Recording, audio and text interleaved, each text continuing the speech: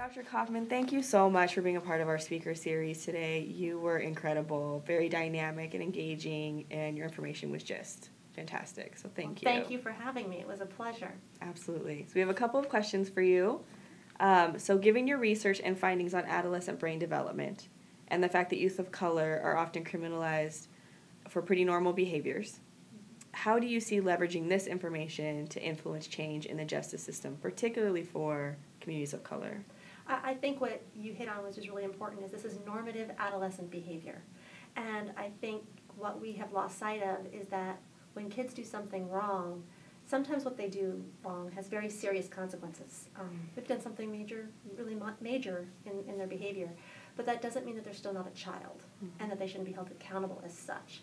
And what I think we want to take away from this is that the juvenile justice system was originally designed for rehabilitation as a system to deal with children. And what I think we've moved away from is confusing the offense with the offender. And so we've transferred kids into the adult system. We're now making charges and crimes more punitive on these youth. And to remind ourselves what the purpose and premise of the juvenile justice system was, to keep kids in that system and to rebuild that system as a rehabilitative system based on the fact that we now have research that shows kids are different from adults and should be treated as such. Thank you. What do you see as some of the opportunities or barriers to promoting and implementing a more developmentally informed approach to juvenile justice? Oh, that's a great question that I don't have a great answer to. I think one of the big barriers is researchers like myself. We write our papers and we do our academic research, and sometimes we speak in psychobabble in our big terms and aren't very good at translating the research into practice because there's no clear answer. I can't say, based on this research, do X, because there's caveats and nuances, and I want to make sure all the exceptions are heard. Because as a researcher, I don't want to overgeneralize my research. But as an advocate, people latch onto our research and take a piece of it and run with it, even though that might not be exactly what the research said. And so I think both sides of the aisle have been sort of leery of each other. Researchers don't like to talk to the media because it gets misinterpreted in the press, because you need sound bites, and we as researchers don't often speak in sound bites. And practitioners and policymakers need quick answers to make very complicated things as simple as possible in order to implement the changes they need. So somewhere in between the two, we need to find the bridge that allows researchers to take that step and leap of faith and say, here's what we know, and may not be perfect, but here's what we would suggest.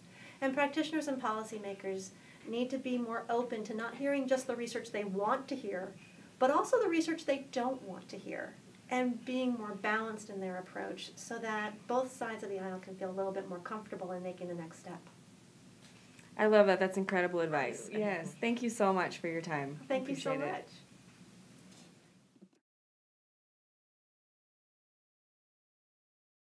Hi, Frankie. Well, thank you so much for being a part of our panel today. It was really an incredible conversation. We really appreciated your perspective. I appreciate being invited.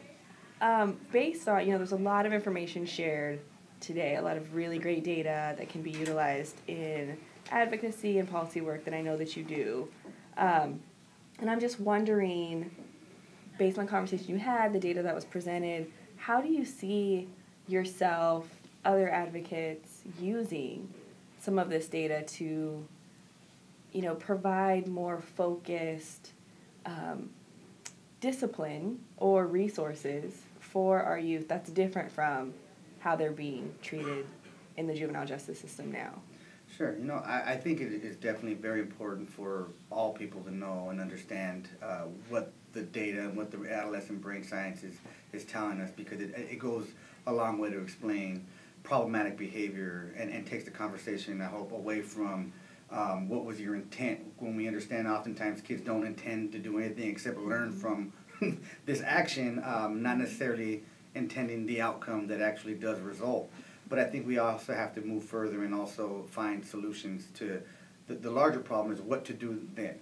We understand that maybe you weren't doing this out of pure evil or malice or whatever, we might believe your motivations were, but now that you have in fact created a harm to somebody, what do we do? What is the most appropriate way to do that? And I think that is also something that the brain science can teach us, in that therapy, education, mentorship, compassion, and tolerance are all things that need to be included in whatever response, even if that response is one that seems to be more punishment-based.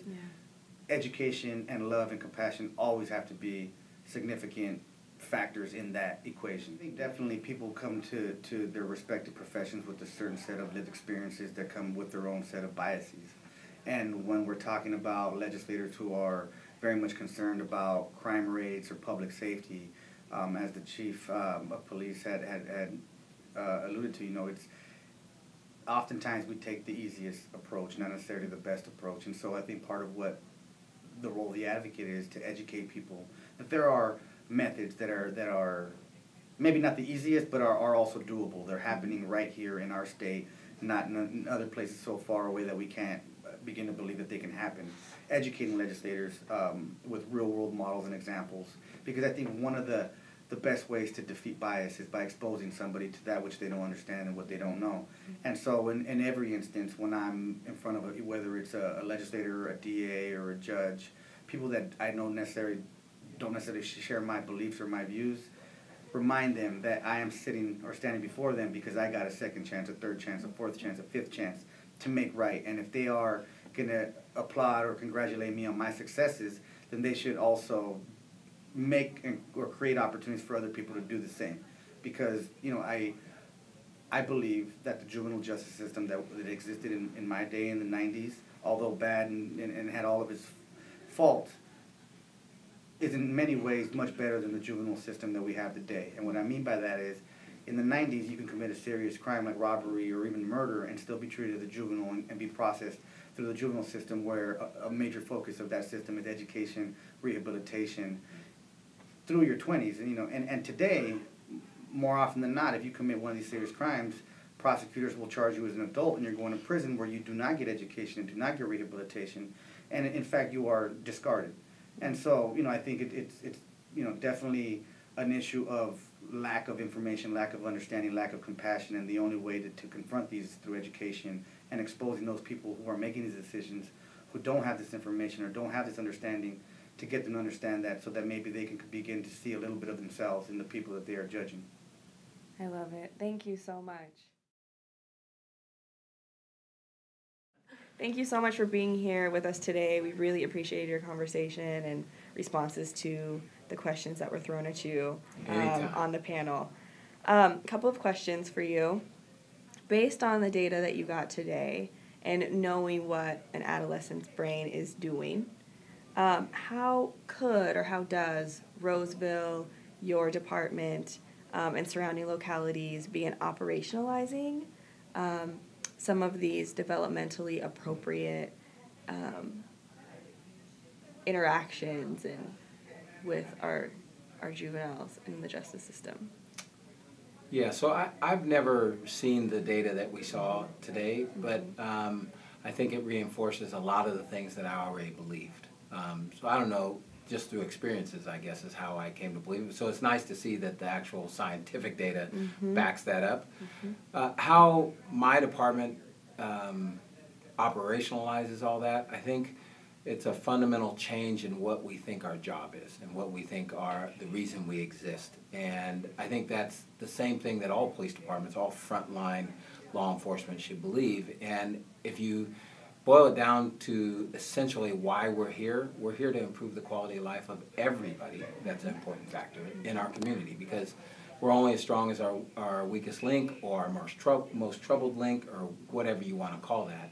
And so with that being the mindset, we are not chasing after arrests. We're not chasing after citations. Trust me, those come in abundance anyway. We know how to do that very well.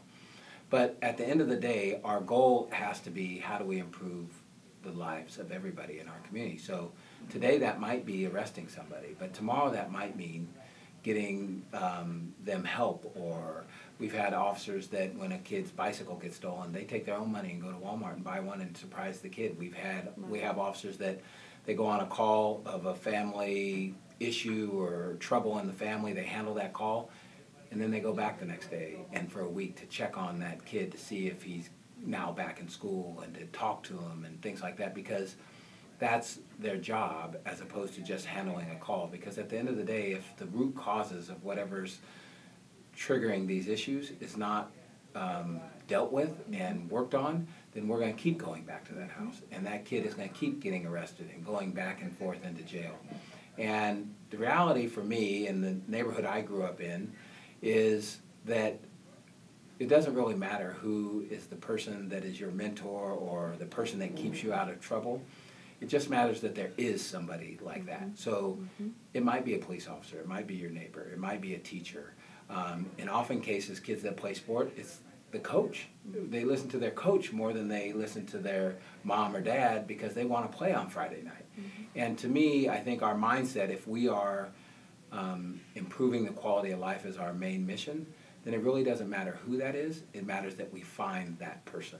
And if that means the football coach has to give lessons even outside of football to help this young man and uses football as the thing that will get him or her to do that, then that's what we need to do. So we have a social worker that's on our department, which is not typical for a police department because, again, we are focused on how do we best ensure that everybody in our community has the best opportunities for success. So her role is to look at the key factors that are causing the issues, and let's address those factors. I love it. Thank you so much. Really appreciate your answers. Anytime. Thank you so much for moderating that really dynamic panel today. Your organization does a lot of policy and system change work statewide. I'm curious, with the information you got today about developmentally appropriate practices, how do you think California could operationalize some of that data and some changes in our juvenile justice system? I think California right now is asking some of the pertinent questions, which I think is key to starting really a movement to incorporate this type of research in our policy making. We've done it and considered it in SB 260 with Lonnie Hancock last session that considered this as really the foundation of the bill, but we have so much more to do. I think we are doing more in LA County as it relates to work around incorporating the Missouri model into one of our probation camps in LA County. But again, there's still more to do. And I think ultimately it comes down to having the political will, the vision, and the leadership to recognize that this is a fundamental piece of how you construct the juvenile justice system. There undoubtedly will be some remnant to the system. It is the question of what type of system is that. Is it a system that is focused on punishment, or is it a system that is focused on rehabilitation? And I think by all accounts, the research and the data shows that you get nowhere if you focus on punishment, and that you have to focus on rehabilitating these young people. And at the end of the day, kids are kids, and we ought to treat them as such and not banish them to facilities that do nothing to help them.